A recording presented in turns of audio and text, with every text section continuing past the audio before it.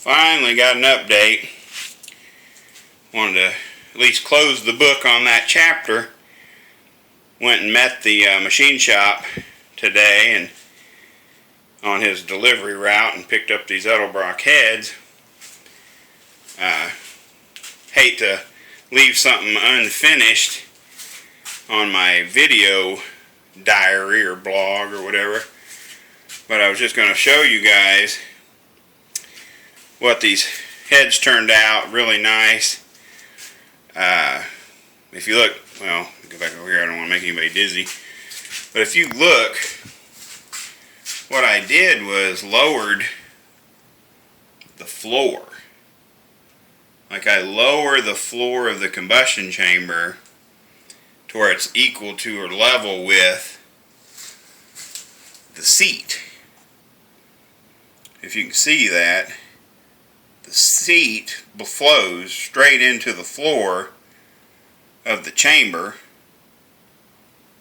which it picks up 2 or 3, I can't remember what they say, 2 to 4 CFM or something like that. But when you lower that floor and make a nice smooth transition between the floor of the chamber and the seat, it just makes it easier for the air to go in and out. I was trying to think of some of the issues. One of the bigger issues we came across was because these Edelbrock heads have been heat cycled apparently several times. The machine shop was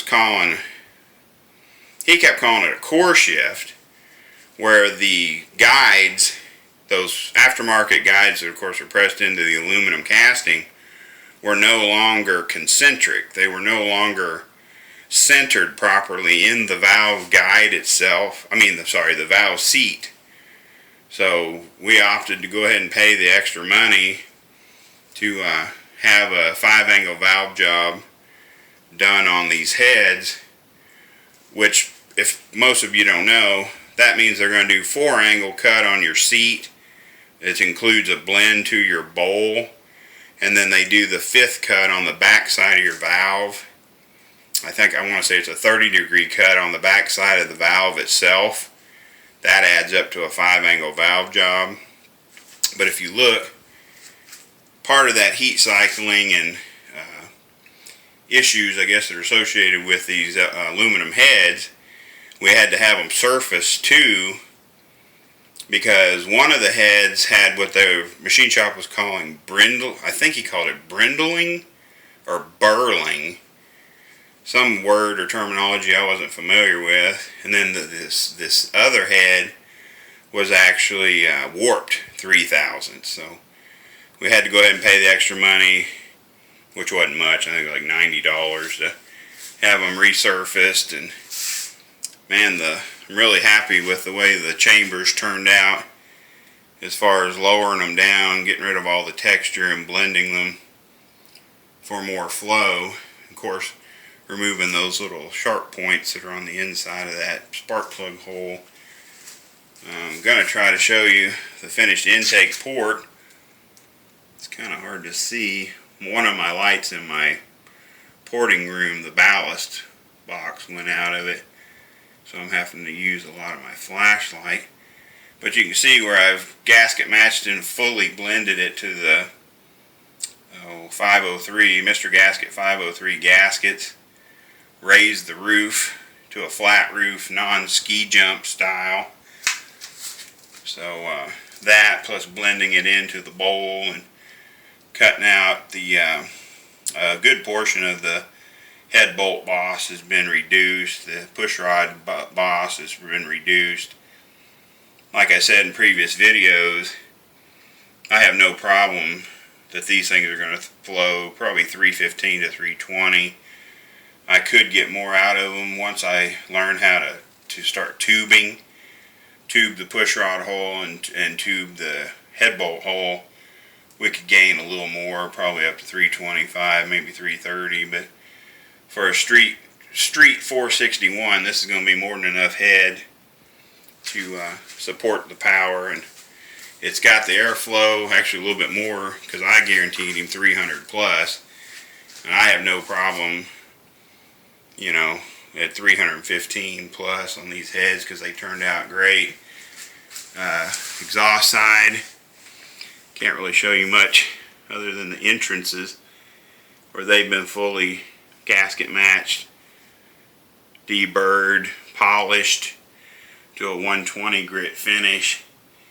So those things, and the amount of work I did in the actual exhaust bowl, you'll have to go back to the previous videos on these Edelbrock heads, because it took a considerable amount of material removal on those exhaust bowls.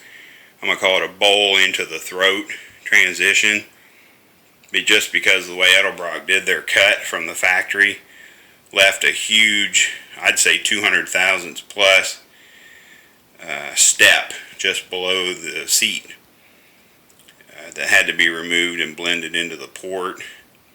These heads ended up, if you wanted to know the math, because these are 211 166 valve size, so the intake bowl is 91%, the exhaust bowl is 87.5%. The intake side, I think you can tell on looking up in here of the roughness. You can see where I went over it with my flapper wheel and 80 grit rolls, just to kind of give it that 80 grit texture, so that there's no problem with the air puddling or doing anything like that.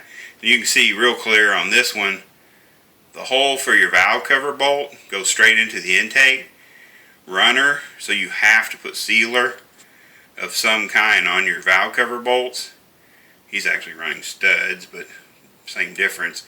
And right behind that, you can see where the screw-in, the rocker stud, the screw-in rocker stud hole protrudes into the intake port, and originally had a big bump or, I don't know, casting boss of some kind in that port that I cut out completely and blended in. So anyway, I just wanted to let you guys see the finished product on these Edelbrock Pontiac RPM heads. They have the Ferrera, I think they're 5000 series, stainless steel 2.11 intake, 2.166 exhaust. I don't know if you can see because of the stupid light being out, but it's got the Edelbrock guide plates, ARP 7/16 screw-in studs. Those are comp cams, number 917, dual roller springs set up at, I think it's 200 pounds on the seat. It has the comp cams, posi lock, or posi, what do they call that? It's the valve seals, the positive seals on both valves, because he absolutely doesn't want to smoke or use any oil.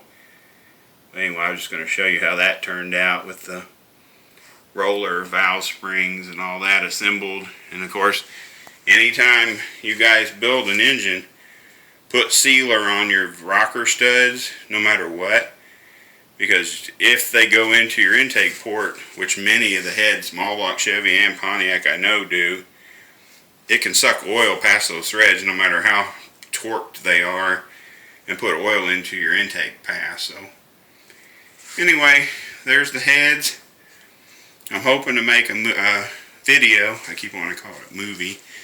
But the heads are done, ready to bolt on. We'll probably blow them out with a rag, with an air hose, and then wipe them down real good on the gasket surfaces before we bolt them to the short block. So I'll have to show you a different video, because right now the short block is double bagged and on the engine stand, and I don't want to have to put you guys through watching me unbag the stupid thing. So anyway, there they are done, complete, ready to rock and roll. Like I said, this is going on I'm saying, according to my calculations, a 600 plus horsepower 461 Pontiac stroker motor. Butler Performance said they think it'll be 650 plus.